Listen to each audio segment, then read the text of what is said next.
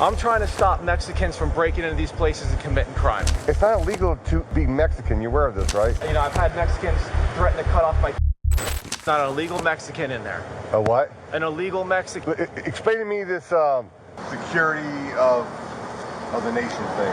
No, I'm a patrol officer. Can you go talk to them? Let me see your creds. Listen, there's been a bunch of Mexicans breaking into these places, okay? I've had enough, okay? I'm a cool dude. I'm trying to stop Mexicans from breaking into these places and committing crimes. That's all I'm trying to do. That's all I'm trying to do, okay? And all I'm trying to say is that there's a Mexican that's been breaking into that place.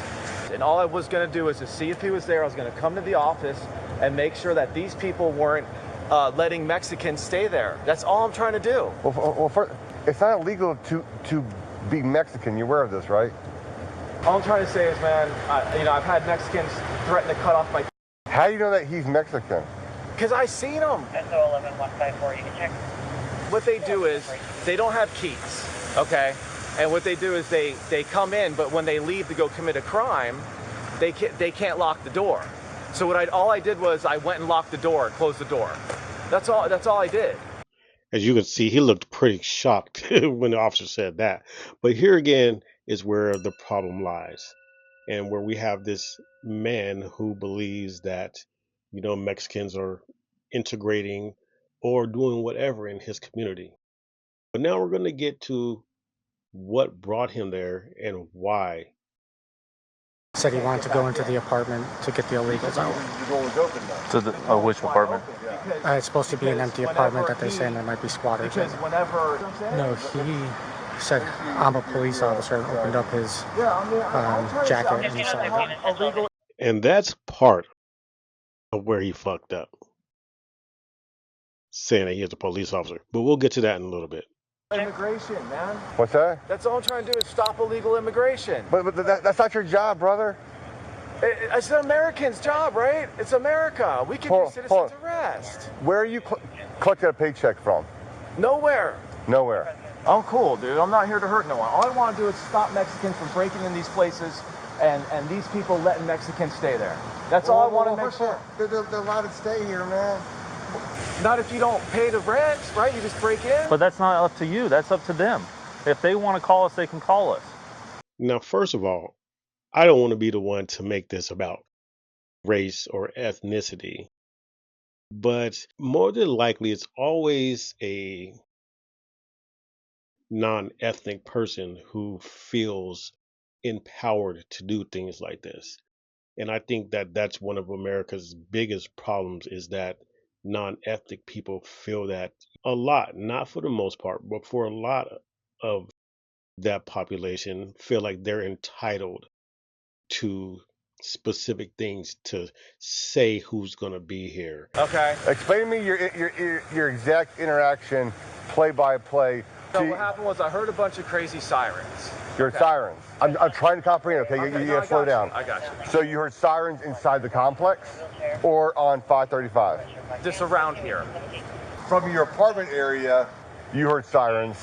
At that point, you decided to go and hop on your bike and just patrol. Yeah. Okay, go ahead. Okay. Yeah, you can ride bikes. You can ride your bike. I have no problem with that. Yeah. Listen, I also enjoy riding bicycles. Okay. Yeah. So no. And then what happened was I seen the Mexican showing up, and I was like, okay, I can tell he looked like a criminal, man. Okay. Well, so you can tell the guy looked like a criminal. What had happened was I closed the door. That's all I did. I was coming back to check to make sure that there wasn't a bunch of Mexicans in here. I was gonna come down here and say, hey, listen, you guys have a bunch of Mexicans living in there. That's all I'm trying to say. So this happened what time last night? This was like 2 nights ago. So they're not A couple of nights ago, like 3 nights ago. But first you said last night, now we're 2 nights. No, it was 3 nights ago. Oh, so. So wait a minute. For starters, he's at his apartments, which those are not his apartment complexes, but he's at his apartment complex and he hears sirens. So he hops on his bike, comes over to this apartment complex, and therefore sees a Mexican who looks like a criminal. Okay, whatever that looks like. You know, so he decided to make his way on over there and investigate and see what was going on. And it's funny how the police officer asked him, so last night, and he's like, no, it was 2 nights ago. Oh, no, it was 3 nights ago.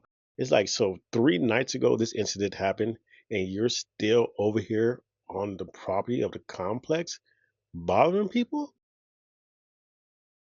It's going way beyond what this should be already. But there's more to come, so let's continue. What happened was I just finished that class. I started there, and then now I'm going to try to become a police officer.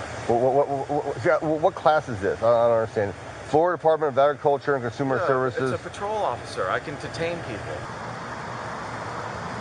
But brother, this is not like you can't just go around detaining people all over the state of Florida. You know what I'm saying? With a Class D security license. And you understand there's 2 different licenses, right? Security licenses? Well, it's Class D and a Class G. Okay. Yeah. Which one do you have? I have a Class D. Okay, can you carry armed with a Class D? Well, I don't think so. Okay. Okay, and you put in for a Class D. So that means you can't even have the gun when you're doing anything. I got you. Okay? Yeah. Class D is like the guys that work at Disney World. I got you, man. Well, I see what you're saying, man. Have you been to Disney? Yeah.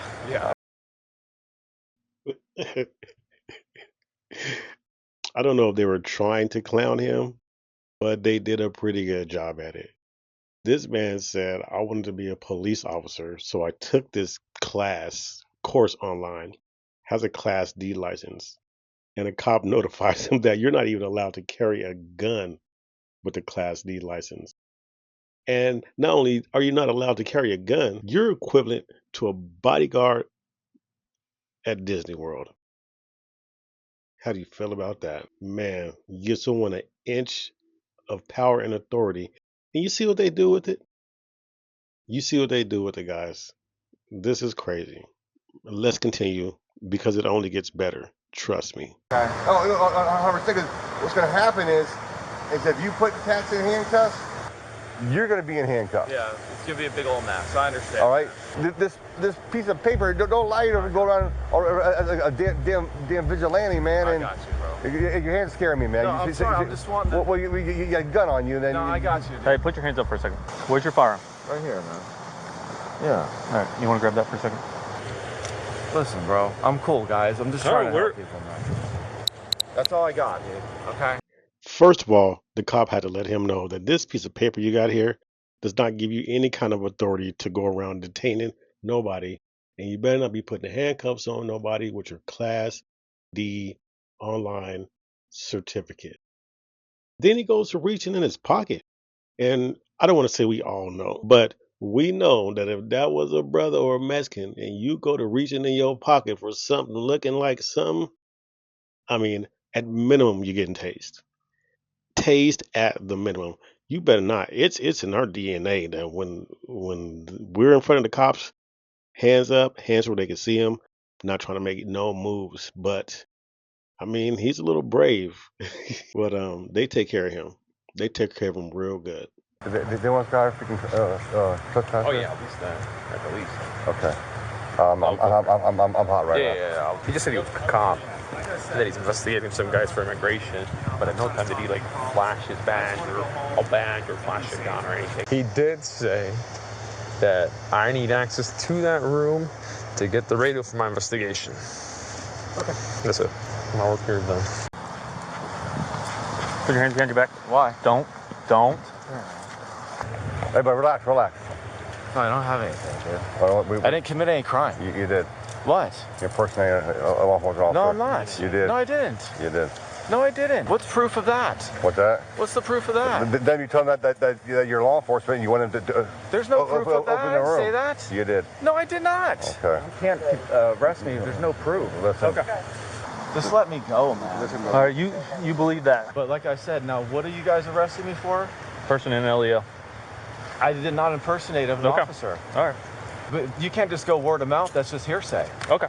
You believe that? You go with your online security course, and we'll go with that. Hold on. You go with your online security course. You can't arrest me. That's word of mouth. That's hearsay. Says the man with an online security Class D license, telling a cop the law what he can and what he can't do, and why he shouldn't be arrested for saying that he's a law enforcement officer. And we all know that's a crime. That's something that you can't get away with. And again, that's another thing, not to bring up race or ethnicity, but that's another thing that only certain people do. I'm sorry, but black folks and Mexicans do not run around acting like we're the police. If anything, we're trying to stay the furthest away from police as we possibly can. But not only is this dude, feeling a sense of entitlement, even while he's getting arrested, his entitlement doesn't quit there. But he's too dumb to realize what he did was wrong. And that's the problem. But there's one more. You guys should just let me go and let me go home, man. This is bullshit. I'm just trying to the country. How can you arrest a cop? I don't understand. How can you arrest a cop? I don't understand. I'm not saying a cop. Because you're not a cop. I'm not saying that's the problem. I'm not a cop. Sir, you can arrest cops. Cops do get arrested. Okay, but just because we're cops doesn't mean we don't get arrested. You just screwed yourself by saying that, knucklehead. Hold on, man. You guys are going. You were. I didn't say I was. You said, how are you going to arrest a cop? I don't know what to call myself. You're a citizen. Call yourselves a citizen. And there you have it, folks. Dumb criminals. Or just idiots, man.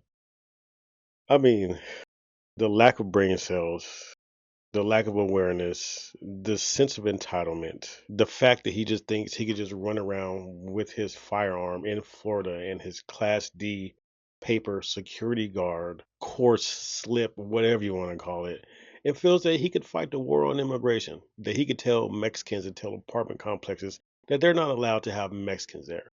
That he's allowed to go on private property and, force his will. And, that vigilante stuff could get a lot of people in trouble in America. And it's really only turned out bad for people who are ethnic. There's numerous cases of non-ethnic people thinking that blacks or Mexicans or someone who wasn't white in a place where they felt they shouldn't be, or doing something where they felt they shouldn't do. And a lot of times, that can occur. I mean, when you're walking around with a gun, feeling that someone is doing wrong, and once that person does something that frightens you, or you feel that your life is in jeopardy because of your actions being illegal, and you mess around and kill them, then what? It's a possibility that you're going to jail.